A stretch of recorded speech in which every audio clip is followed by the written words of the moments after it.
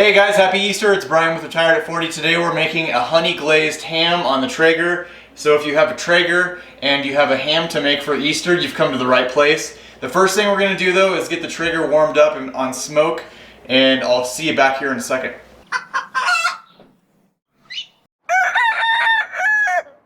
Alright, so just go to smoke on your Traeger, and we're going to want to fill our hopper up today because we're going to actually be smoking this for about 2 hours, so make sure this is all topped off. We're going to let this go for about 5 minutes until we see some smoke rolling out. While we're waiting for the grill to warm up, let's put together our glaze. So what you're going to need is a cup of honey, you're going to need a stick of butter, a quarter of a cup of whole cloves, and then a quarter of a cup of Caro syrup or corn syrup.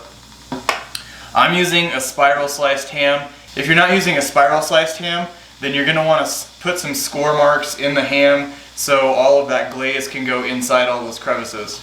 So now that the Traeger's warmed up and it's had a chance to smoke, then we're going to go up to 325. Okay, so if you're making this for a brunch or Easter lunch, you want to make sure that you account for enough time for all of this to cook and your grill to warm up and all that good stuff. So I would account for at least a couple hours, maybe 3.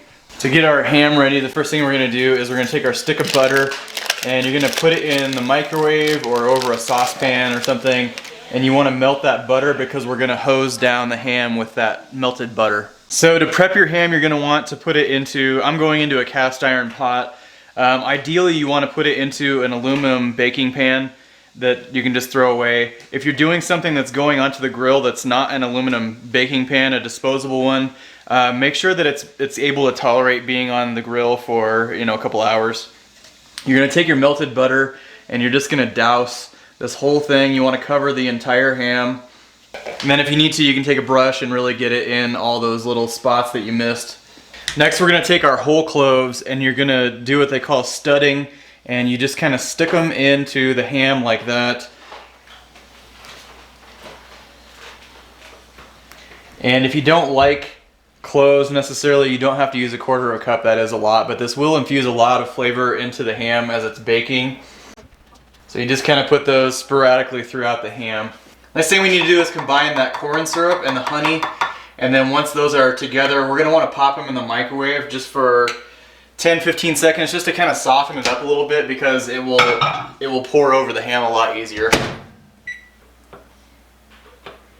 Okay, we're ready to put this mixture over the ham now, and the reason why I always like the spiral cut hams is because they're cut all the way through, and you start pouring stuff like this on there and it just gets in every crack and crevice, and it just really adds a lot of flavor to each piece as it's cooking. Okay, so our Traeger should be warmed up by now. We should be at 325 and this should be ready to go on. We're going to put this on for, I'm going to put it on for an hour and I'm going to check it, but what we're going for is an internal temperature of 140 degrees. So depending on the size of the ham and what temperature it is outside, what kind of mood your Traeger's in for the day, it might take anywhere from an hour and a half to 2.5 hours.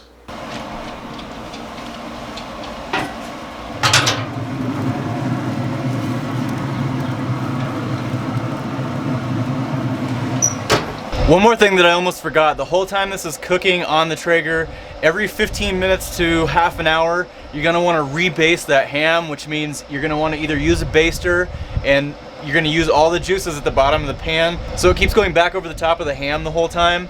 So while we're waiting for that next hour, take a minute to subscribe. Take a minute to click the bell to get notifications for future videos that come out. Don't forget to click the like button if you found the video helpful. And take a second to join the Facebook group. I'll put a link down below for the Facebook group. There's lots of like-minded individuals. We share recipes, food preservation, successes and failures. And I will see you guys in about an hour. Alright, it has been just about an hour and the internal temperature of my ham right now is 101, looks like. So I would guess maybe another 45 minutes and we'll be up to 140. Let's take a look and see what this baby looks like. It's looking really delicious. Make sure that you're still taking those juices and you're just putting them back over the top, because that's going to give you a really nice smoked glaze. Adds tons and tons of flavor. We're gonna let this sit on for a little bit more and we'll check on it. All right, we are at 140. It took us about an hour and 40 minutes. And that is looking awesome. Picture perfect right there. So I'm gonna take this inside and we're gonna cut it up. So it is pretty tough to beat any kind of meat that's just cooked in its own juices for hours. So you just want to transfer this to a cutting board, and if it's done right, it'll almost just fall apart. You almost really don't even need to cut it. And you can see this one's just falling apart. Make sure you save your juice. You're going to want to reuse that and just kind of pour it over the top as you're serving it. You can make gravy out of it if you want. You can make it part of a dipping sauce. And that's it for today. I hope everyone has a happy Easter. Make sure you stay happy, healthy, spend some time with the family. In the meantime, this is Retired at 40. Remember to live life simple, and I'll catch you next week.